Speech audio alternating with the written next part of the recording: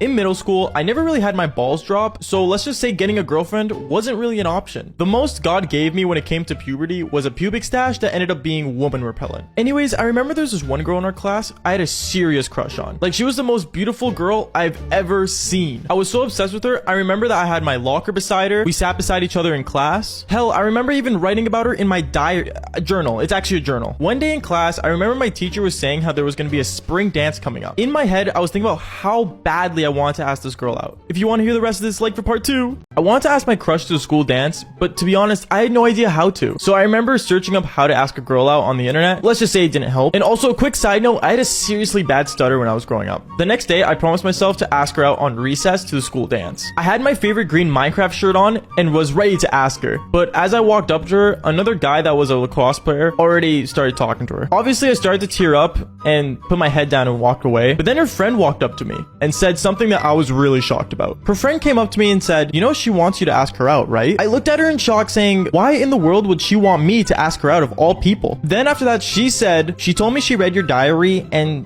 she really likes how much you care about her." When she said that, my cheeks went red like the R in RGB. I started panicking, and when I turned around to look at her, she was already looking at me, staring me down. In my head, I was thinking that this is my moment to ask out the girl of my dreams to the school dance. Then I walked up to her and I was staring at her with her amazing eyes. Follow for part 3. So as I was walking up to her, I remember her eyes were literally staring at me like there was no tomorrow. And when I walked up in front of her, I was super nervous. But at the same time though, she was expecting me to ask her, so I kind of just went with the flow. Like I said before in part 1, I had a seriously bad stutter, so I remember me asking her kind of went like this. So do you want to go to the dance maybe with me? Then she looked at me and she started laughing and saying, "About time you asked, dummy." Now, I'm not gonna lie, when she said that, I was the most happiest kid on the planet. Like, I remember literally right after she said yes, I turned around and threw my fist up in the air as if I was Ash from Pokemon. Anyways, guys, thank you guys for 100,000 followers. You guys are absolutely insane with these amazing, embarrassing stories. I seriously love you guys for it. And also, I am live in my bio right now if you guys want to come and join me and actually talk to me in person about these stories. Anyways, like I always say, follow for more embarrassing stories.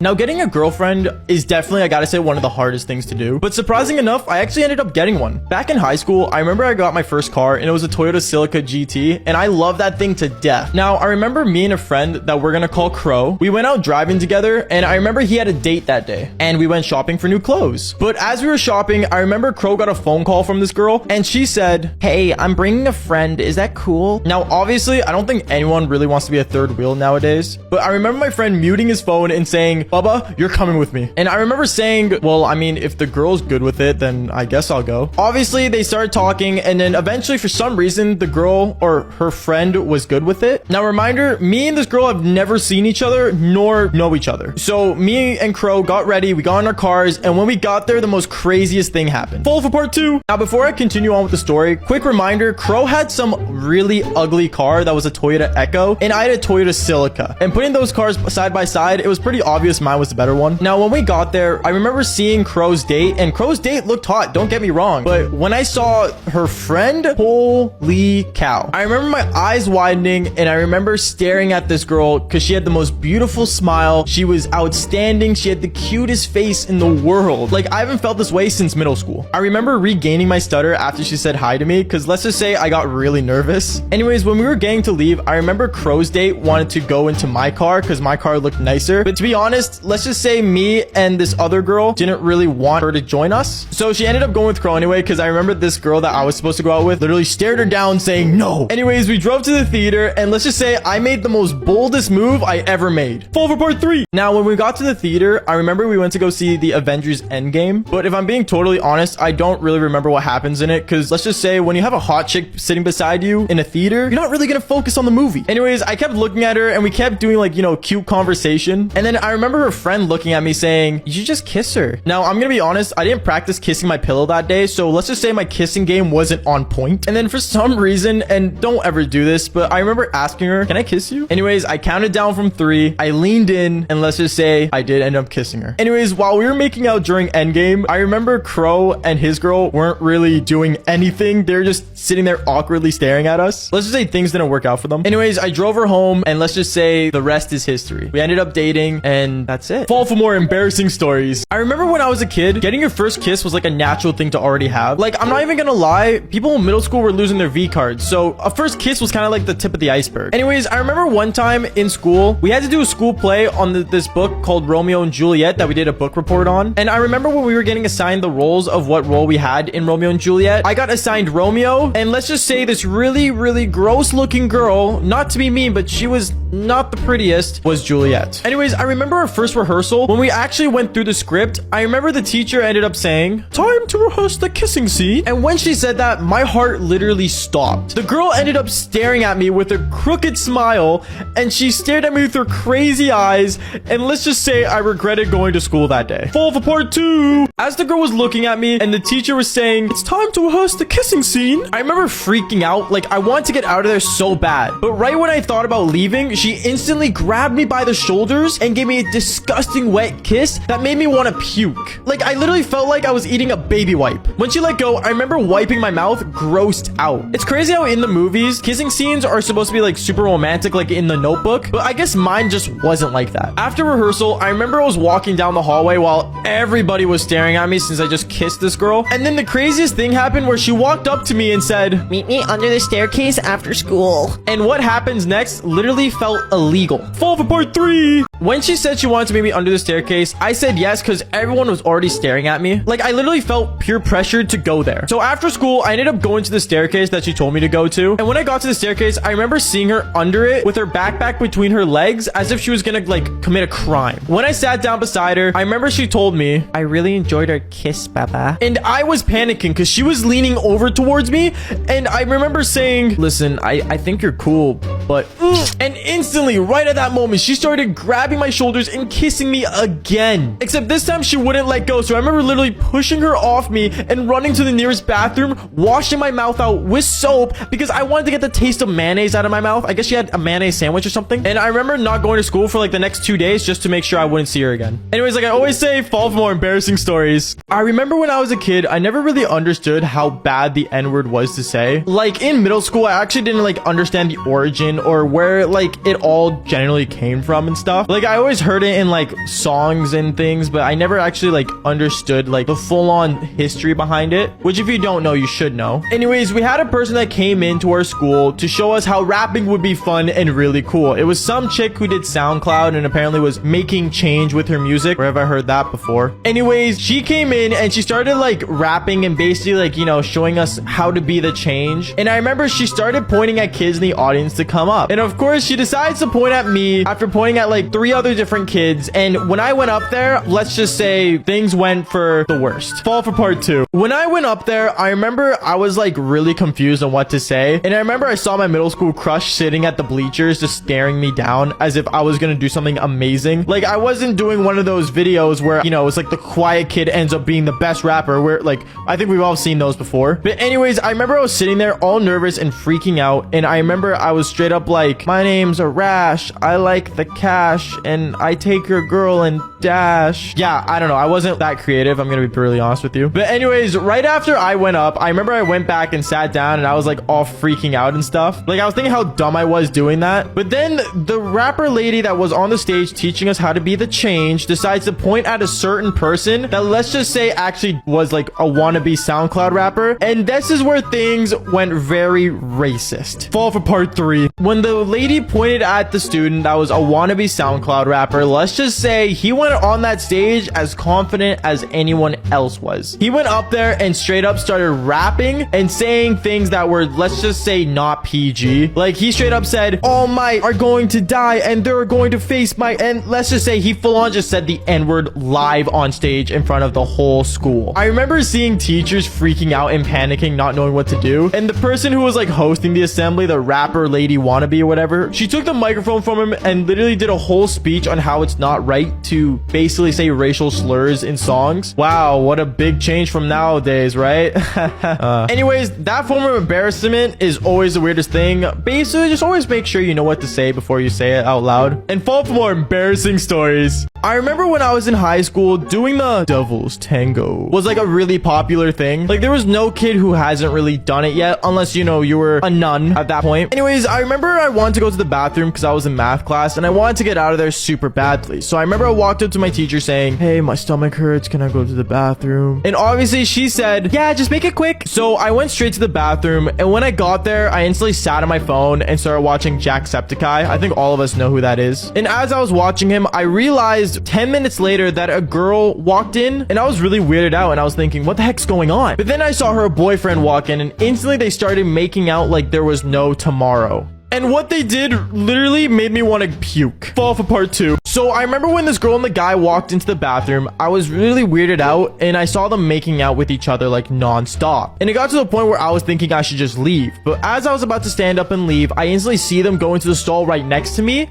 and the girl instantly went on her knees. That's right, her literal knees. And at that point, I already knew what was going down. They were doing the devil's tango. And I was super weirded out. But then as I was sitting there and thinking, okay, I'm gonna leave. Like, that's it. I'm leaving. Another person decided to walk in. And it was a kid from our leadership club. And this kid was like a goody two-shoes, okay? Like, this was not a good sign for him. And he instantly started freaking out and yelling as if he never saw anyone do the devil's tango before. And what ended up happening to him was the most craziest thing. Fall for part 3. So as this guy started freaking out that this couple was doing the devil's tango in the high school bathroom, instantly at that moment, I saw an opportunity to leave. But as I was about to leave and run out of there as quick as possible, I remember seeing through the crack of the bathroom stall and seeing this guy, seeing the boyfriend walk out of there and started pulling his pants up and beating the crap out of this kid. Like, this kid was getting beat to the ground. And at that moment, I decided to go on my belly and escape from going under the stall. But let's just say a teacher walked in, and at that moment, we all got sent to the office, and let's just say we all got suspended. Moral of the story is, if you're gonna do it in the bathroom, at least do it when it's like an assembly or something. Don't just do it when everyone's gonna be there. Anyways, fall for more embarrassing stories. This is the true story of the Nutcracker. We've all heard of this story. Some might have even gone to see it live, but the true story is very horrifying. It starts with a young girl named Marie. She receives a nutcracker for Christmas, which her brother breaks trying to crack a particularly large nut. She patches the doll up with some ribbon from her dress until her clockmaker godfather can properly fix it up. That night, while everyone's asleep, Marie sneaks back downstairs to be with the nutcracker. But as the clock strikes midnight, things go from a mildly creepy doll obsession to a full-blown horror movie. Rats pile up into the house from nowhere, led by the 7-headed Mouse King. Yeah, a mouse with 7 heads. Then Marie herself is shrunken into a mouse size. It gets crazier. Like for part 2. This is the true story of the Nutcracker part 2. Okay, so boom, like I said, Marie herself shrunk into a mouse's size after rats piled up everywhere, led by a 7-headed Mouse King. But lucky for Marie, the other dolls, which were soldiers, sprang to life and started battling the rats. And the soldiers are led by none other than the Nutcracker. It doesn't go too well for the dolls until Marie takes off her slipper and chucks it at the Mouse King, distracting him long enough for the Nutcracker to kill him. Marie passed out, and when she wakes up normal sized, the room is a complete mess. And there are 7 tiny crowns scattered around her. Years later, Marie professes her love for the Nutcracker, and that night finds herself doll size again. But this time it's permanent, and she spends the rest of her life living with the Nutcracker. Story time on how my Uber driver tried to kidnap me on my birthday. Okay, y'all, so today's story is my own. And thank you guys for 1 million followers. All right, y'all, let's get into it. Okay, so boom. About 2 years ago in 2019, I lived by myself in my own apartment. At this time, I was at the end of my lease and I was actually moving to another apartment. I had to do everything by myself because I had nobody to help me, so I had to go get a U-Haul truck. This was my first time using Uber because I have my own car. But to get to U-Haul, I had to Uber over there so I could get the truck and then go from apartment to apartment. My first Uber driver bringing me to the U-Haul truck was fine. I had no issues with him and it was pretty normal and fast. So once I was done with the U-Haul truck and I was done moving, I had to return the truck to its location. And then I had to Uber back to my apartment where my car was. Now this second Uber driver, this is where the issue comes in. Y'all, it was literally crazy. My life was at stake. Like for part 2. Part 2 on how my Uber driver tried to kidnap me on my birthday. Okay, so boom, like I said, I returned my U-Haul truck and I waited for my Uber driver to come pick me up. When my Uber driver came to pick me up, right from the beginning, I knew something was off about him. Always trust your instincts. He was a little weird and off, but I told myself that it's only a 10-minute drive and it will be over soon. So I sat on the back of the car and I just stayed on my phone. You know, minding my business. And then the guy just started talking to me like I guess he was trying to have small talk. But the weird thing is I couldn't understand what he was saying. And I got footage, you guys. Listen to this.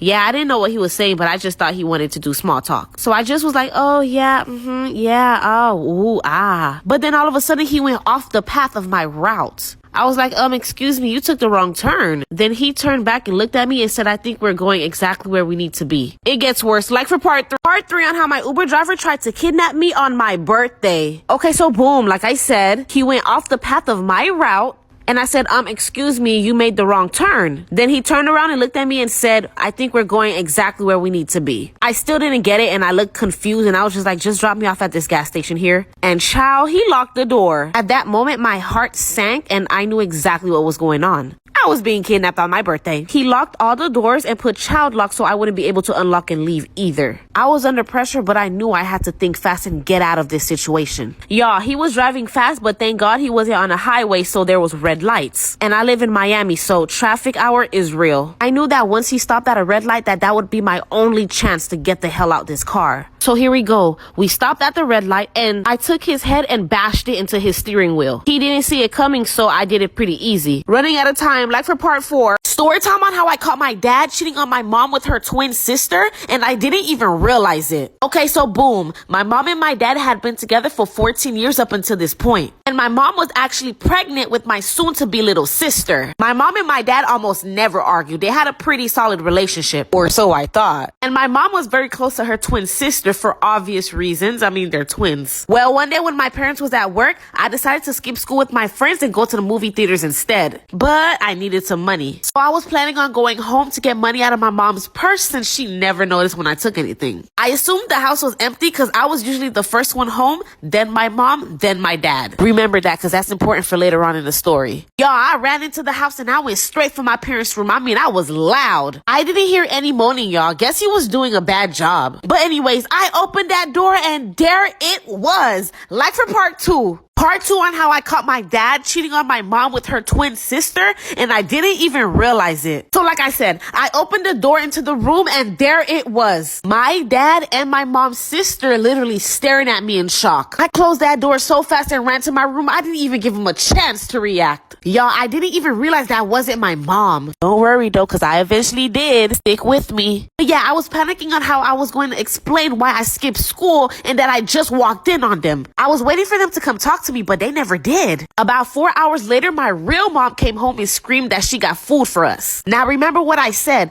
I'm usually the first home, then my mom, then my dad. So my mom only bought food for me and her, assuming that her husband wasn't gonna be home till later. So anyways, I went downstairs and told my mom sorry about earlier. She was confused and said what happened earlier. And this is when it got real, y'all. Like for part 3. Part 3 on how I caught my dad cheating on my mom with her twin sister and I didn't even realize it. So like I said, I told my mom I'm sorry about what happened earlier and she said, what happened earlier? Y'all, my stupid ass. I really thought that was my mom's way of trying to act like nothing ever happened. So I just laughed. But then I said, where's dad's food? Then my mom said, you know he doesn't come home from work till later, so the food was spoiled by then. Y'all, at that very moment, it hit me. I realized that when I opened the door for that split second, I didn't see my mom have a pregnant belly. So out of nowhere, I made that, oh my gosh, I just realized something noise. You know that noise. It goes like this. So my mom's still confused, asking, what's wrong? I said, Mom, were you here earlier? She said, of course not, honey. I was at work the whole day. I screamed, oh my gosh, Mom, Dad is cheating on you with Lily. My mom immediately stopped eating. Like for part 4. Part 4 on how I caught my dad cheating on my mom with her twin sister, and I didn't even realize it. So like I said, I screamed, oh my gosh, Mom, Dad is cheating on you with Lily. Then my mom immediately stopped eating. My mom looked at me so serious and said, what are you talking about? And I explained everything to her. The anger my mom had is just something I can't explain. Let me remind you that my mom is pregnant and she's finding out that her husband is cheating on her with her twin sister while pregnant, and she's finding out by her daughter. My dad was a dead man. Once he came home, his life fell apart. He cried and begged my mom not to leave him, but nope, she divorced him and took him for everything he got, might I add. My mom couldn't even look at her sister, so their relationship was never the same. And it doesn't help that my mom slept with her boyfriend a year later. My mom is pet at tea. I still get to see my dad, but I always have that scene in the back of my head. But hey, I never got in trouble for ditching school, so it all worked out.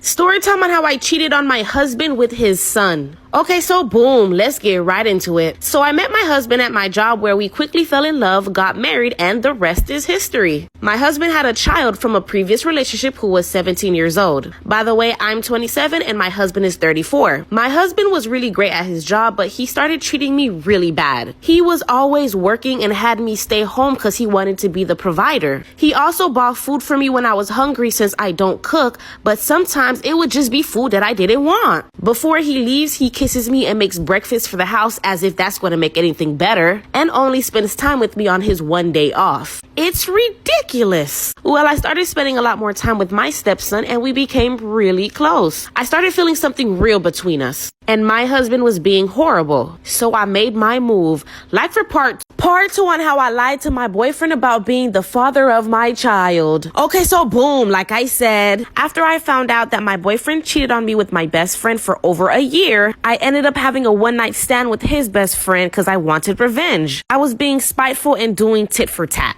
I felt horrible about it, and me and his best friend decided not to tell anyone. Well, I got pregnant, and without him knowing, I had a DNA test done on my boyfriend. He is not the father. And the only other person I slept with was his best friend. I really feel horrible, but 7 years later, my now husband still thinks my 7-year-old son is his. Am I the asshole for not telling him even though he cheated on me first? Story time on how I hid in my boyfriend's closet and watched him get nasty with my best friend. Okay, so boom, I'ma jump right into this one. So me and my boyfriend been together for 1 year, and my best friend was the one who got us together. In the beginning, me and my boyfriend were in the honeymoon stage, and I couldn't get enough of him, child. And meanwhile, my best friend was hating and started to get jealous. She started giving me attitude when I would call her. She started avoiding me when I would ask to go out. And she started to text me way less. So I took it as her trying to distance herself from me. I cried to her, telling her she's my best friend and I don't want to lose her. Then we got back to being okay. Fast forward a couple months to the stage me and my boyfriend relationship is at now. Yeah, now he's acting funny. He's not talking to me as much. He's always distracted on his phone when I'm with him. And he started making excuses on why I almost never see him. Well, I'm crazy. And I was going to find out exactly what's going on. So I took his keys. Like for part 2. Part 2 on how I hid in my boyfriend's closet and watched him get nasty with my best friend. Okay, so boom, like I said, I'm crazy. And my boyfriend was acting funny, so I was going to get to the bottom of things. My boyfriend gave me spare keys to his apartment in the beginning of our relationship. You know, when we was in the honeymoon stage. I never used it because he always was home and he always opened the door for me. So he kind of forgot I had it, but I sure didn't. So this day, I let myself in. I wanted to see exactly why today he couldn't see me. So I went up to his room and I just hid in the closet. About an hour later, he came home with company. They didn't even watch a movie first. They immediately came to his room. I was peeking through the little closet space and my jaws dropped when I seen it was my best friend. They undressed each other and he slammed her on the bed. Y'all wouldn't believe what happened next. Like for part 3.